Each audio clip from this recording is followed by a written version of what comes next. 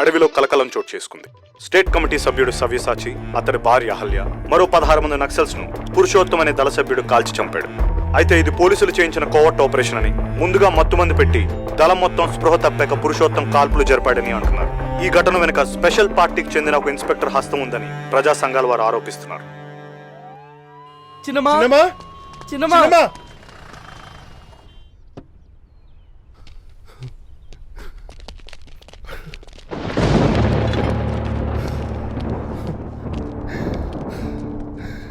అక్క చచ్చిపోయింది.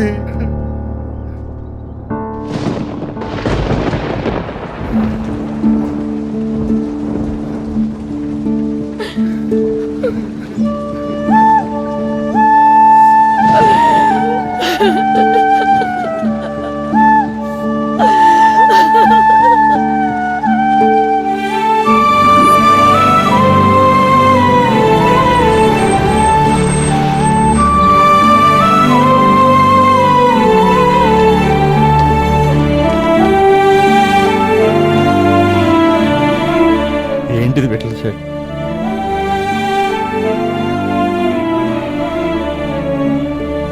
చెప్తూనే ఉన్నా అక్క వెనక్కి వచ్చేయని. అమ్మ ఆరోగ్యం కూడా బాగాలేదని చెప్పా. వెళ్ళా. అవును, అమ్మేది అమ్మేది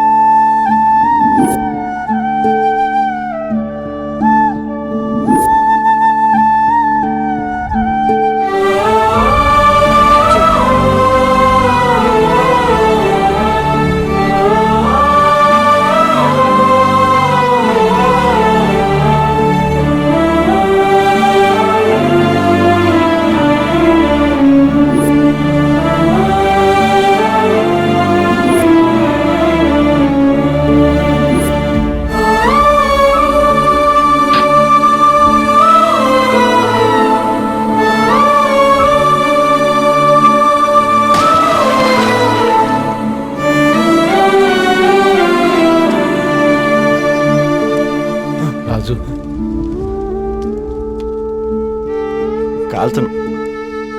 అలా అనకూడదు రాజు, నా మాట విను. నేను కాల్చను. రాజు, అమ్మని కాల్చమంటావు ఏంటి సేటు?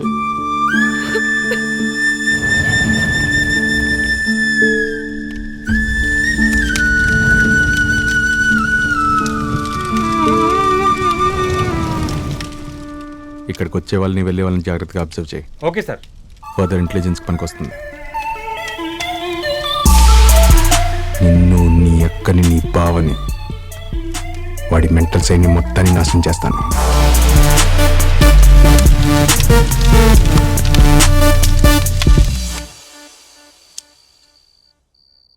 నీతో విషయం మాట్లాడాలమ్మా.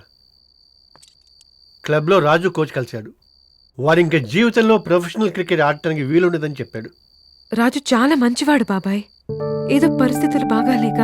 పరిస్థితులు బాగున్నప్పుడు అందరూ బాగానే ఉంటారు, కానీ ఏదైనా తేడా వచ్చినప్పుడే కరెక్ట్గా ఉండేవాడిని మంచోడు అంటారు. ఇప్పుడు కాకపోయినా ఎప్పుడో ఒకసారి ఇలా జరిగి ఉండాల్సిందే.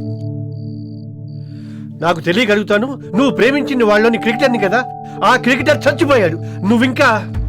బాబాయ్, అమ్మాయిలు ప్రేమిస్తే పూర్తిగా ప్రేమిస్తారు, మనిషిలో ఉండే మంచి చెడు సహా. నువ్వెన్నైనా చెప్పు, చాలా మంది ఐ విట్నెసెస్ ఉన్నారు. ఏం చేసినా బెయిల్ రాదు. ఆఖరికి ఆ దేవుడు తలుచుకున్నా సరే వాడు బయటికి రాడు.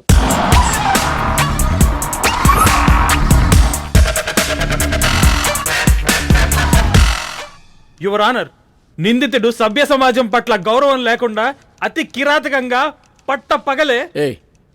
ఏంటయ్యా, పట్ట పగలైనా అర్ధరాత్రైనా అదే శిక్ష. సెక్షన్ ఏంటో చెప్పు. 302 sir. Okay, proceed. Your honour, నిందితుడు ఎటువంటి జాలి దయ లేకుండా కర్కశంగా ఆటవికంగా. ఆగవయ్యా, ఇట్రా.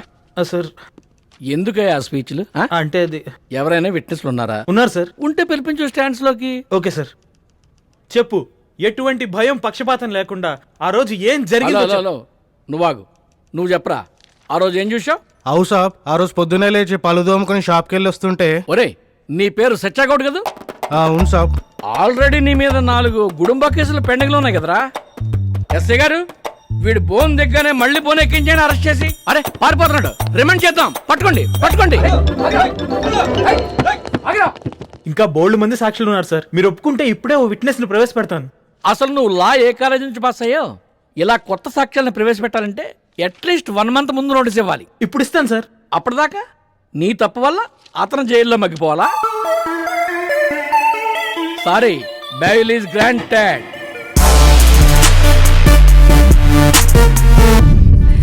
ఏమండి, కాఫీ ఏమైనా ఇమ్మంటారా? నా పేరు అశోక్ కుమార్ రెడ్డి. మా నాన్న 7 సార్లు ఎమ్మెల్యేగా చేశాడు, ఒకసారి డిప్యూటీ సీఎంగా కూడా చేశాడు. నాకు ఈ ప్రజాసేవ రాజకీయం పెద్ద ఇంట్రెస్ట్ లేదు. హ్యాపీగా దుబాయ్లో బిజినెస్ చేసుకుంటూ ఉండేవాడిని. కొన్నాళ్ల క్రితం ఇక్కడే హైదరాబాదులో నడి రోడ్డు మీద మా అన్నయ్యని నాన్నని దారుణంగా నరికి చంపారు. దాంట్లో భగవాన్ దాస్ ప్రైమ్ అక్యూజ్డ్. ఇమ్మీడియట్గా వాడిని నేనే చంపించుంటే నాపై ఫ్యాక్షనిస్ట్ అని ముద్రేసి దూరంగా పెట్టేవాళ్ళు. తొందరపడలేదు కాబట్టే సింపతి వర్కౌట్ అయి మంత్రి పదవి ఇచ్చారు. నువ్వు వాడిని చంపావు, అందుకే నీకు బెయిల్ ఇప్పించాను. రాజు, నాతో కలిసి పని చేస్తావా? మీరేమడిగినా చేస్తాను, కానీ మీరు నాకు పని చేసి పెట్టాలి.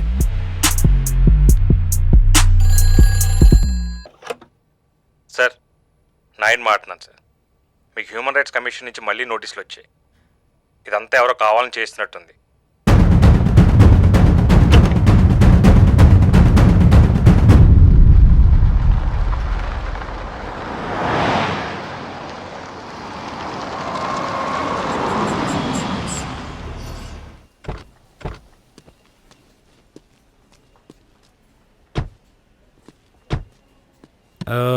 రాజు, రాబోయే రోజుల్లో మనకు తెలిసిన ఇండియా చాలా వేగంగా మారబోతోంది. ఢిల్లీ గద్దెనెక్కిన తెలుగు పెద్ద ఆయన ఇండియన్ మార్కెట్ ఓపెన్ అప్ చేశాడు. గ్లోబలైజేషన్కి తెరలేపాడు. అంటే ఇప్పటి వరకు మనం గూడ్స్ ఇంపోర్ట్ చేసుకోవాలన్నా, ఇక్కడి నుంచి ఎక్స్పోర్ట్ చేయాలన్నా చాలా రూల్స్ అండ్ కండిషన్స్ ఉండేవి. ఇప్పుడు అవన్నీ మారిపోయాయి. మనం ప్రపంచంలో ఏ మూలైనా పెట్టుబడి పెట్టొచ్చు. ఏ దేశంలో వాడైనా ఇక్కడికి వచ్చి పెట్టుబడి పెట్టొచ్చు. దీనివల్ల కొత్త కంపెనీలు, కొత్త వస్తువులు మన దేశంలోకి వస్తాయి. అయితే ప్రపంచ స్థాయి పోటీ తట్టుకోలేక కొన్ని లక్షల ఫ్యాక్టరీలు మూతపడతాయి. పాత మెషినరీ, ఎక్విప్మెంట్ అంతా స్క్రాప్ ఐరన్. చైనా, జపాన్ లాంటి దేశాల్లో దీనికి మంచి డిమాండ్ ఉంది. పేరుకే పాత సామాన్ల వ్యాపారం. In fact it's gold mine. త్వరలో ఇక్కడే హైదరాబాద్లో భారీ స్క్రాప్ ఐరన్ టెండర్ ఒకటి రాబోతుంది. ఆ టెండర్ మనం పాడితే ఇక మనం వెనక్కి తిరిగి చూసుకోక్కర్లేదు. కాకపోతే చిన్న ప్రాబ్లం ఉంది. ఏంటది? నడయార్.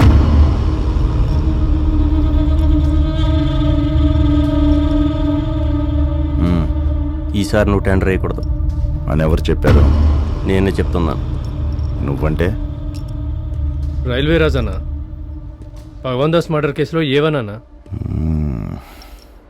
టెండర్ వేయాలి, తప్పదు. నీ మంచిగా చెప్తున్నా. కోపంలో ఎంత ముద్దొస్తున్నావు? Sweet boy. పో నేను తడుకోపో. వెళ్ళా. రాయ్, ఒంటి మీద గోచి తుండుగుడ్డతో మా తాతయ్య ఊరొచ్చాడు. ఈరోజు ఇది. నీలాంటి వాళ్ళని ఎంతమందిని చూసుంటాం. ఇనుమునే నమ్ముకున్నాం, ఇనుములానే ఉంటాం. అనవసరంగా నా కోపం తెప్పించుకో. పో, వెళ్ళు, ఆడుకో, పో.